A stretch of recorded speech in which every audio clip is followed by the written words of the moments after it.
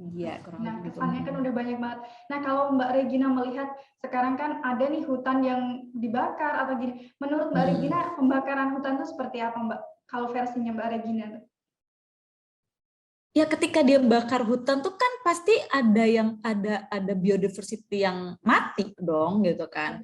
Entah dia cuma apa namanya apa serangga gitu atau dia cuma nggak maksudnya pasti banyak biodiversity yang hancur gitu, dari yang mikro sampai makro maksudku gitu ya, dari segi ukuran. Bukan mencumakan satwa yang kecil, enggak, maksudnya dari ukuran kecil sampai ukuran yang gede. Dan sementara kita membutuhkan mereka. Itu satu, kita membutuhkan hutannya juga.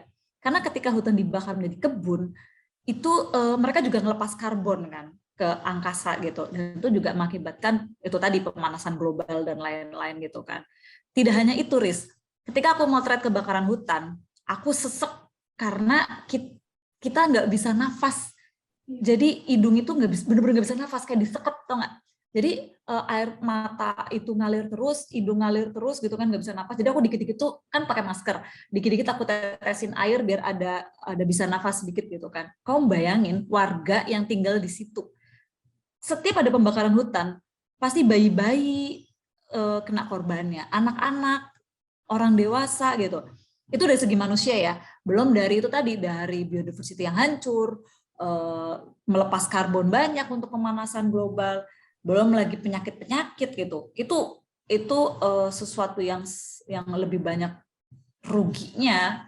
Untungnya apa? Untungnya hanya untuk para orang yang ngambil manfaat dari itu, misalkan mereka jadikan kebun gitu kan.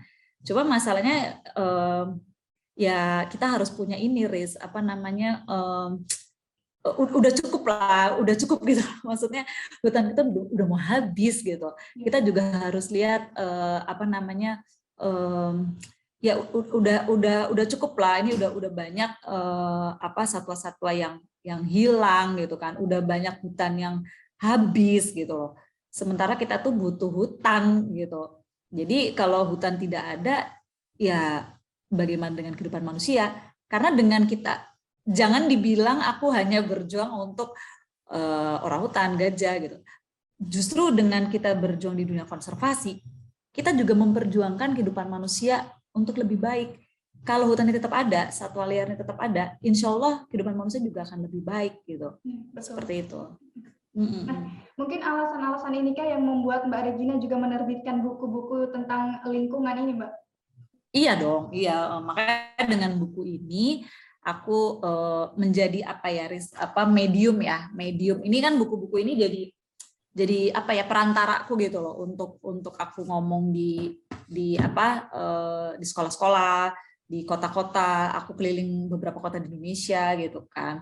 Dan ini apa perjuangan juga nih bikin buku ini, karena ini aku duit pribadi gitu kan. Terus untuk cetaknya aja butuh ya banyak banget.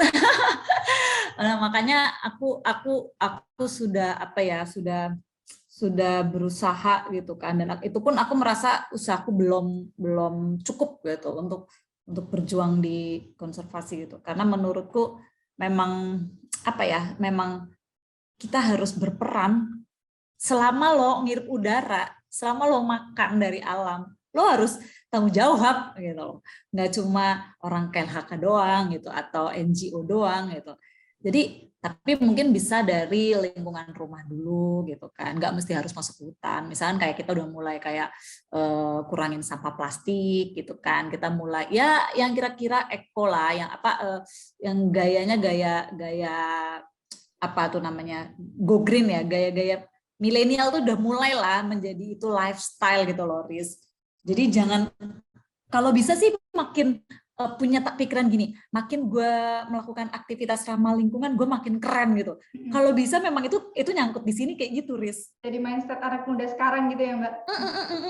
Jadi kalau bisa gitu, kalau misalkan nih ngelihat ada orang bawa tumbler gitu, dia bangga gitu loh dengan nih gue minum pakai tumbler gitu, gue nggak minum kemasan misalnya gitu kan. Jadi apa namanya, lu nggak keren banget sih nggak pakai tumbler gitu, itu kan plastik jadi makin banyak atau kayak gitu loh. Atau misalkan gue sekarang pakai apa namanya pakaian yang misalnya ini lingkungan. Misalkan kan banyak tuh kita punya jeans itu kan limbahnya jeans ini yang udah nggak cukup, misalkan didaur ulang jadi tas, jadi kita bikin tas lucu kan, atau dibuat diperbaruin, kita tempel-tempel apa sih, misalkan dibikin dipermak lagi gitu kan. Jadi nggak nyampah pakaian, limbah pakaian itu kan juga parah ke alam gitu kan. Jadi kita kemarin ada beberapa teman kan dia bikin dijadiin tas, dijadiin kayak pouch ya, tempat kecil itu kan gitu, atau tas gini kan lucu gitu kan. Ya banyak hal sebenarnya, dan itu bisa di searching di internet, gaya hidup ramah lingkungan tuh banyak banget sebenarnya. Terima kasih sudah nonton. Jangan lupa like, subscribe, dan share ya.